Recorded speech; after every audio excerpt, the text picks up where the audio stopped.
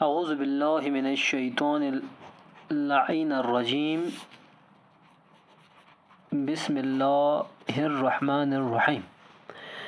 Dear students of UKG, Assalamu alaikum and good morning to everyone. लगभग हमने UKG वालों के लिए उर्दू मज़मून में से 9 लेक्चर दे दिया है। उस 9 लेक्चर में हमने T1 का जो पोर्शन वो मुकम्मल किया है, लेकिन हमने साथ साथ में T2 का जो पोर्शन था जिसमें से हरफी चौहर हरफी अल्फाजों को तोड़ खोल के और जोड़ के लिखने के लिए कहा था, वो हमने किया था कल के लेक्चर में। लेकिन कुछ पेरेंट्स कह रहे हैं कि बच्चों को थोड़ा बहुत वो हेवी पड़ रहा है, समझ में नहीं आ रहा है थोड़ा, क्योंकि एक तो T2 के पोर्शन में से है। इसीलिए हम जो है T1 का जो पोर्शन जिसमें अनार से लेके यानी अलिफ से अनार से लेके ये से यक्का तक का खोल के और जोड़ के लिखने का जो आपको मशक करवाना है, T1 की बात कर रहा हूँ। तो उसी को फर्दर हम आज के इस 10वें लेक्चर में हम इसी को रिपीट करेंगे। तो घर पे पेरेंट्स से मैंने गुजारिश है कि इनका मशक करवाए।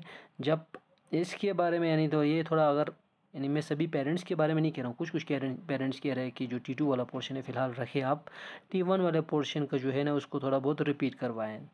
तो हम T1 वाले पोर्शन में फिर से हम रिपीट करेंगे मशक। आप लोग घर पे बच्चों को मशक करवाए अलिफ से लेके ये तक का जो अनार से लेके यक्का तक खोल के और जोड़ के लिखने का। तो फिर हम एक बार फिर से शुरू करेंगे। अलिफ से हमारा अनार होता है, अलिफ से हमें अंगूर होता है, अलिफ से अनन्नास होता है, अलिफ से अल्लाह होता है। तो अलिफ से अंगूर अगर लिखना हो तो अंगूर के लिए अलिफ हुर्फ आता है, नून आता है, गाब आता है, प्लस वाव आता है, प्लस रे आता है।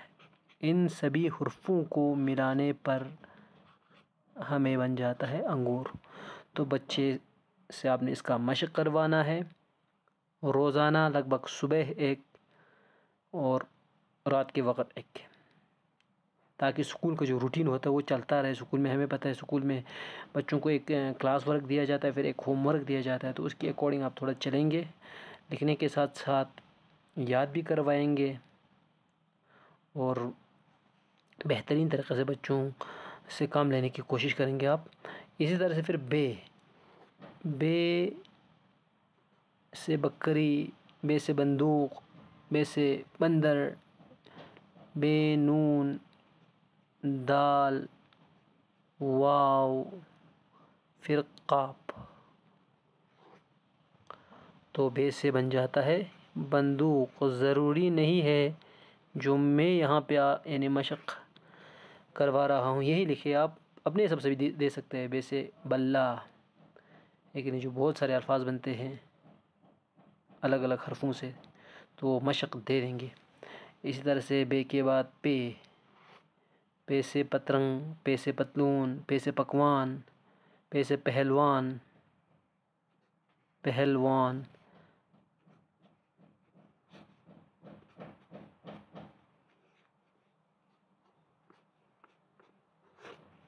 तो इनको जोड़ने पे पहलवान।